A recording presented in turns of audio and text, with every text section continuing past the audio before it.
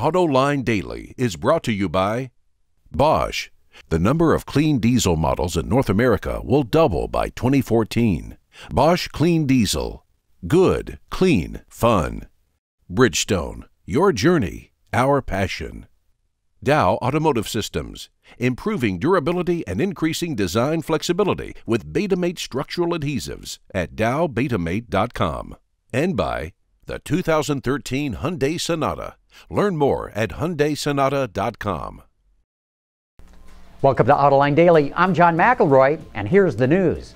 Toyota introduced the automotive world to words like Kaizen, which means constant improvement, and Poka-yoke, which means mistake-proofing.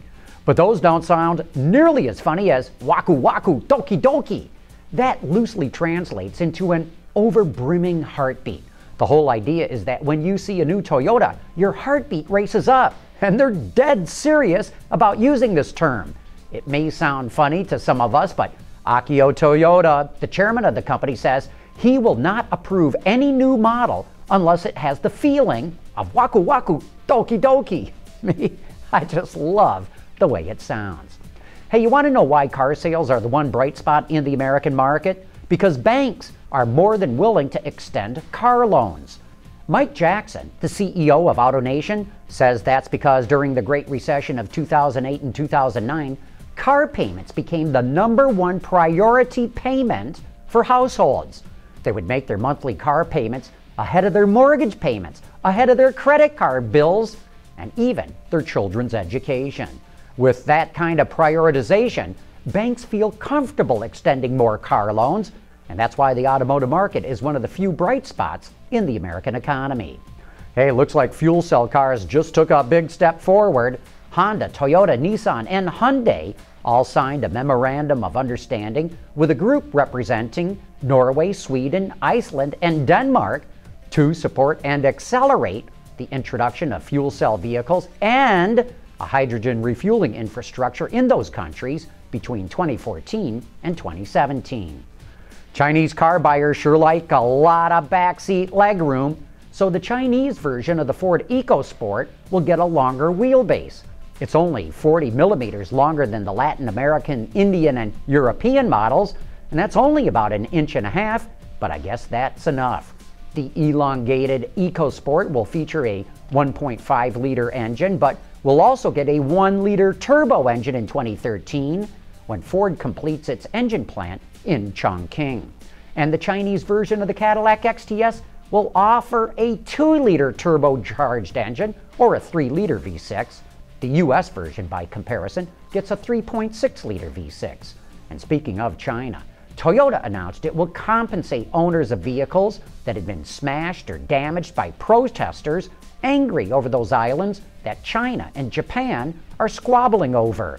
FAW Toyota will also offer subsidies of nearly $3,200 to purchase a new vehicle. I'm Andrew Justice in Malibu, California, where Ford is showing off its first ever hybrid-only vehicle. That report coming right up. Dow Automotive Systems, driving solutions in automotive, commercial transportation, and aftermarket with innovative products like Betamate structural adhesives. Lighter, stronger, safer. DowBetamate.com. The all-new 2013 C-Max Hybrid is Ford's latest addition to their Power of Choice portfolio. It's also the company's first foray into the hybrids-only club. The car gets what they call triple 47s, 47 miles per gallon in the city, on the highway, and of course combined. But engineers wanted this car to be about more than just fuel economy. Yeah, we really wanted to provide a real car experience. Part of the thing that we've been working on over the last several years is propelling our DNA about the characteristics of what makes a more engaging driving experience in really all of our products as a part of the Ford showroom. And so it was really an execution of how do we do that within a car that also happens to be a hybrid. So we've focused very much on being able to deliver the driving dynamics, ride quality, overall sound levels, and smart feature technology that complement a great design and great fuel efficiency. And it's really the need to put all of those into a common package and produce what we call a real car, not just a hybrid. With the C-Max Hybrid, Ford is entering a market that is dominated by the Toyota Prius. But everyone from engineering to marketing seems to think that they have a car that can compete head-to-head. Certainly Prius has been the market leader for quite some time, and we recognize and appreciate that.